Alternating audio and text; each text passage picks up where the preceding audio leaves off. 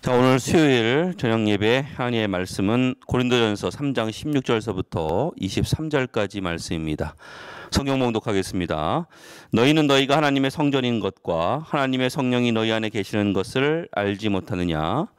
누구든지 하나님의 성전을 더럽히면 하나님이 그 사람을 멸하시리라. 하나님의 성전은 거룩하니 너희도 그러하니라. 아무도 자신을 속이지 말라. 너희 중에 누구든지 이 세상에서 지혜 있는 줄로 생각하거든 어리석은 자가 되라. 그리하여야 지혜로운 자가 되리라. 이 세상 지혜는 하나님께 어리석은 것이니 기록된 바 하나님은 지혜 있는 자들로 하여금 자기께 빠지게 하시는 이라 하였고 또 주께서 지혜 있는 자들의 생각을 헛것으로 하신다 하셨느니라. 그런즉 누구든지 사람을 자랑하지 말라. 만물이 다 너희 것임이라. 바울이나 아볼로나 게바나 세계나 생명이나 사망이나 지금 것이나 장래 것이나 다 너희의 것이요 너희는 그리스도의 것이요 그리스도는 하나님의 것이니라. 아멘. 고린도전서 10번째 시간입니다. 세상 지혜가 아닌 하나님의 지혜를 붙들라. 세상 지혜가 아닌 하나님의 지혜를 붙들라라는 제목으로 말씀을 전하도록 하겠습니다. 오늘 본문의 말씀은요, 두 부분으로 나눌 수 있습니다. 첫 번째 부분은 16절, 17절입니다. 그러니까 우리 몸이 성령이 거하시는 성전인 것을 알고 살라는 것이에요. 이 첫 번째고, 두 번째는 세상의 지혜가 아닌 하나님의 지혜를 붙들고 살라는 것입니다. 이것을 차례대로 살펴보도록 하겠습니다. 첫 번째, 성전 의식을 가지고 살라는 것입니다. 그러니까 내 몸이 성령이 거하시는 성전이라는 거예요. 오늘 16절과 17절의 말씀을 보시면 이렇게 나와 있습니다. 너희는 너희가 하나님의 성전인 것과 하나님의 성령이 너희 안에 계시는 것을 알지 못하느냐? 누구든지 하나님의 성전을 더럽히면 하나님이 그 사람을 멸하시리라. 하나님의 성전은 거룩하니 너희도 그러하니라. 그러니까 우리 몸이 성령이 거하시는 성전이니까 거룩하게 살아야 된다는 거예요. 아니면 멸하시겠다라는 거예요. 누가복음 19장을 보면요, 예수님께서 성전에서 장사하는 사람들을 내어 쫓으시는 장면이 나옵니다. 거기 장사하는 사람들 내어 쫓으시고 또 성전을 정화하는 모습이 나옵니다. 이 장면을 보면서 우리가 속이 시원하다라고 이야기하지만 근데 사실은 그 성전이 바로 누구예요? 나라는 거예요. 내가 그 하나님의 성전이라는 거예요.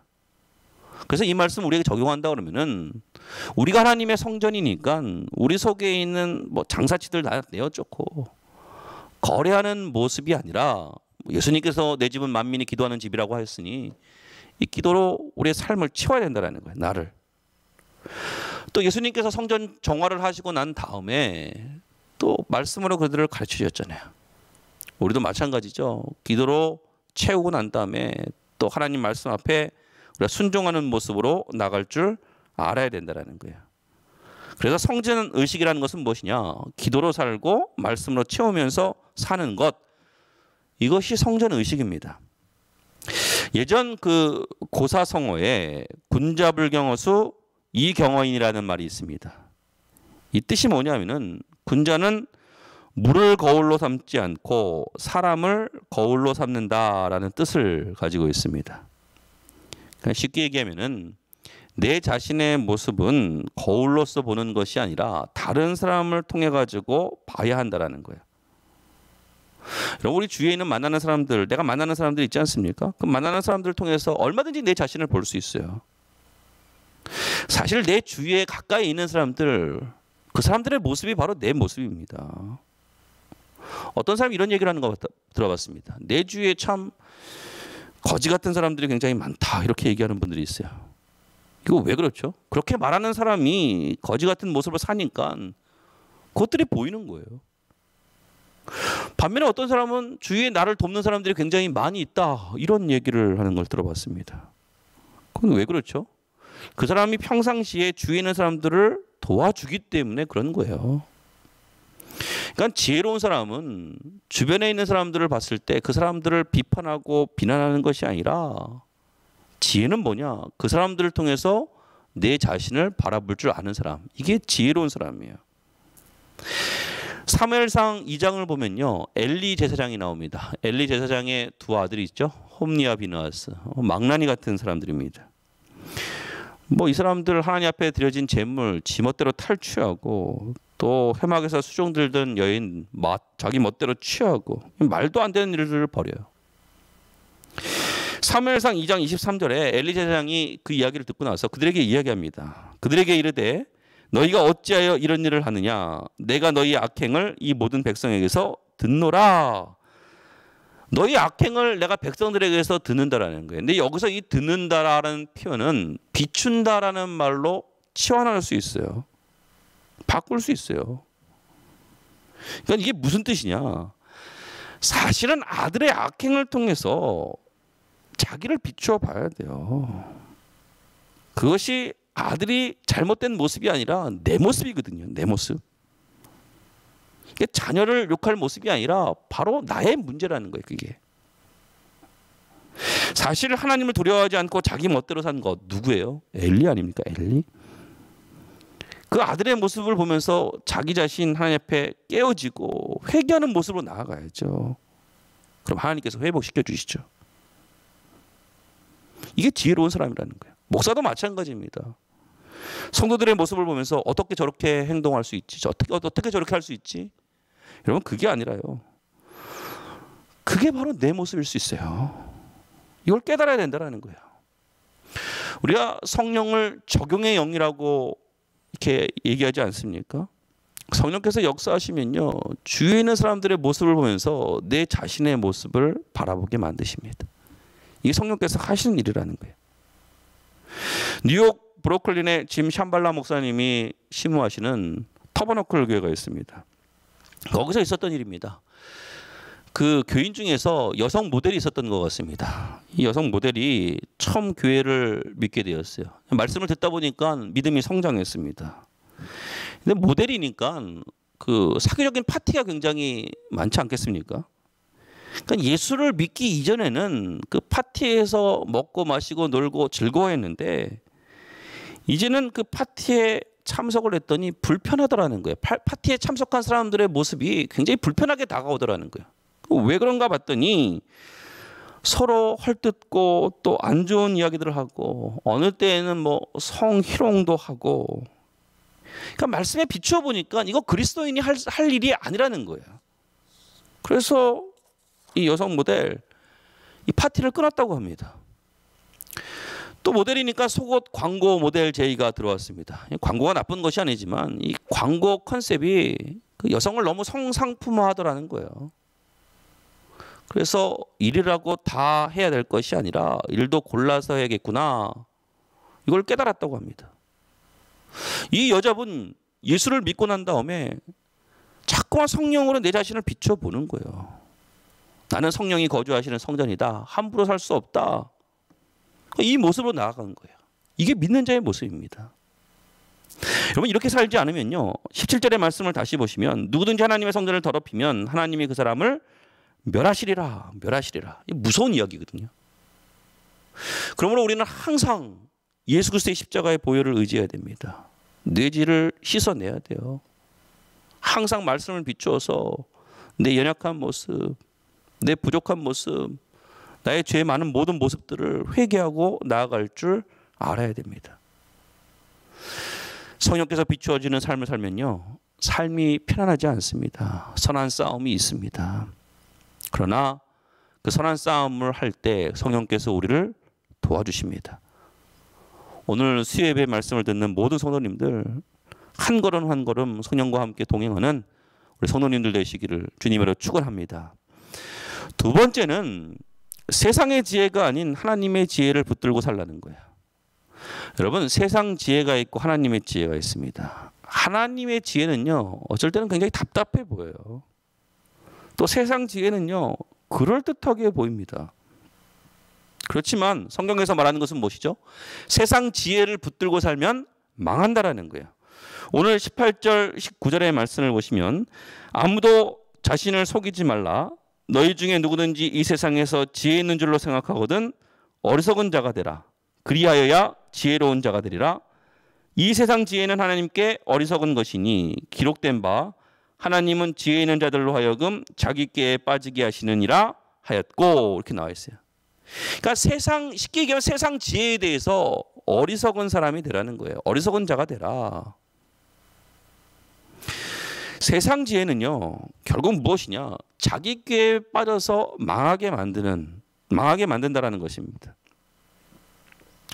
한 가지 좀 예를 들어보겠습니다. 이 세상 지혜가 무엇인가? 어떤 사람이 그 약국을 급하게 차렸습니다. 약사한테 말하는 거예요. 딸꾹질이 멈추지 않습니다. 약을 좀 지어주세요. 그랬더니 약사가 돌아서서 약을 짓는 척 하더니 갑자기 돌아서서 그 사람의 따귀를 때리더라는 거야. 그러면서 하는 얘기가 딸꾹질 멈췄죠. 이 처방이 최고예요. 그랬더라는 거예요. 그랬더니 그 남자가 이런 얘기합니다. 제가 아니라 제 아내가 딸꾹질 하는데요. 여러분, 세상 지혜라는 것이 그렇습니다. 잘한다고 하는데 엉뚱한 결과를 내는 것이 세상 지혜입니다. 인간은요, 한치 앞을 모릅니다. 하나님의 지혜라는 것은요, 하나하나씩 하나님께 묻고 가는 거예요. 이렇게 산 사람이 있죠. 다윗이 이렇게 살았습니다. 다윗은 항상 하나님 앞에 물었죠. 올라갈까요 말까요? 싸울까요 말까요? 어린애같이 묻습니다. 이게 지혜로운 모습이라는 거예요. 야고보서 1장 5절의 말씀을 보니까 너희 중에 누구든지 지혜가 부족하거든 모르는 사람에게 후히 주시고 꾸짖지 아니하시는 하나님께 구하라. 그리하면 주시리라. 그러니까 성도는 뭐예요? 하나님께 항상 지혜를 구하고 사는 것. 이게 성도의 모습입니다. 여러분, 하나님의 지혜를 한번 볼까요? 우리가 잘 알고 있듯이 이삭이 그랄에서 우물 파는 사건이 나오죠. 그때 블레셋 사람들이 와서 뺐잖아요. 양보하고 또 양보합니다. 만약에 세상 지혜를 가지고 산다 그러면요, 양보하면 안 되죠. 어떻게 얻은 우물인데 싸워야죠. 근데 이삭은 양보하잖아요. 그랬더니 어떤 결과가 나타났죠? 창세기 26장 28절에 이렇게 나와 있습니다. 그들이 이르되 여호와께서 너와 함께 계심을 우리가 분명히 보았으므로 우리의 사이 곧 우리와 너 사이에 맹세하여 너와 계약을 맺으리라 말하였노라. 29절에 너는 우리를 해하지 말라. 이는 우리가 너를 범하지 아니하고 선한 일만 내게 행하여 내가 평안히 가게 하였음이니라. 이제 너는 여호와께 복을 받은 자니라. 불신자들이 이런 얘기를 합니다. 내가 양보하는 모습을 보면서 하나님께서 너와 함께 하시는 것을 봤다라는 거예요. 너는 우리를 해하지 말라는 거예요. 오히려 이삭을 두려워하고 있습니다. 여러분, 이게 하나님의 지혜예요. 하나님의 지혜를 가지고 나가면요, 이런 역사가 나타납니다. 한 가지 더 예를 들어볼까요? 우리나라 그 선교 역사를 보면요, 아주 특별한 선교사 한 분이 계십니다. 영국 선교사인데요. 스코틀랜드 출신인데요. 존 로스 선교사가 있습니다. 이분 이야기를 잠깐 하면요, 이분이 1872년에 중국 선교사로 갔습니다. 근데 안타깝게도 1년 만에 부인이 죽었어요. 근데 사역을 하는데 크나큰 아픔을 맛봤죠. 근데 그 중국에서 소식을 들었습니다. 어떤 소식을 들었냐? 6년 전에 토마스라는 선교사가 배가 자초돼서 조선이라는 나라에서 말씀도 전하지 못하고 선교도 못하고 순교를 했다라는 소식이 들었습니다. 그럼 뭐 부인하고 여러 가지 뭐 오버랩이 되는 그런 부분이 있었겠죠. 이 소식을 듣고 이 조선 국경 쪽에 있는 압록강으로 이전을 했습니다. 우리나라로 넘어오진 않았어요. 근데 이 중국 선교사로 가신 분이 그 다음부터 무슨 일을 했느냐? 한글로 성경을 번역하기 시작했어요. 특별히 신약 성경을 번역하기 시작했습니다. 제일 먼저 나온 것이 누가복음이거든요. 그러니까 누가복음을 시작으로 해가지고 1886년에 신약 성경을 완간을 했어요. 근데 이 1886년 신약 성경을 완간을 했는데 우리나라에 최초로 선교사들을 들어온 선교사들이 있죠. 네, 아펜젤러 언더우드. 이 사람들이 언제 들어왔는지 아십니까? 1885년에 들어왔어요. 1년 전에. 그러니까 여러분, 선교 역사상 우리나라 같은 나라가 없대요. 선교사가 오기 전에 성경이 그 나라 말로 번역되어 있던 나라가 없대요. 이게 하나님의 지혜예요. 이거 사람이 할 수 있는 것이 아니거든요. 하나님께서 예비해 두신 것이죠. 예비해 두신 것. 이게 하나님의 지혜라는 거예요. 욥기서 23장 10절의 말씀을 보니까 내가 가는 길을 그가 아시나니 그가 나를 단련하신 후에는 내가 순금같이 되어 나오리라. 여러분, 이게 하나님의 지혜를 붙들고 사는 성도의 모습입니다. 우리는 한참도 모르거든요. 근데 하나님께서 예비해 놓으시고 하나님께서 인도해 주시는 거예요. 우리가 그 하나님을 의지하고 살아야 된다는 것입니다. 오늘 말씀의 결론을 맺겠습니다. 우리는 항상 내 몸이 하나님의 성령이 거하시는 성전임을 기억하며 살아야 됩니다. 그러니까 성전의 의식을 가지고 살아야겠죠. 또 하나, 우리는 한치 앞도 모르죠. 항상 하나님을 의지하고 세상의 지혜가 아닌 하나님의 지혜를 붙들고 살 수 있는 그런 은혜종들 되시기를 주님으로 축원합니다. 기도하겠습니다. 사랑의 하나님, 감사합니다. 하나님, 항상 내 몸이 성령이 거하시는 성전임을 기억하게 하여 주시옵소서. 그리하여 이 세상과 구별되어 살 수 있는 저희들 될 수 있도록 도와주옵소서.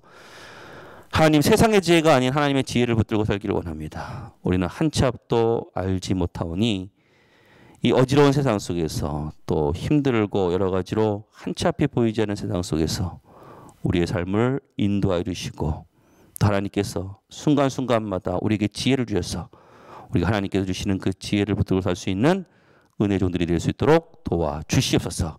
예수님의 이름으로 기도사옵나이다. 아멘.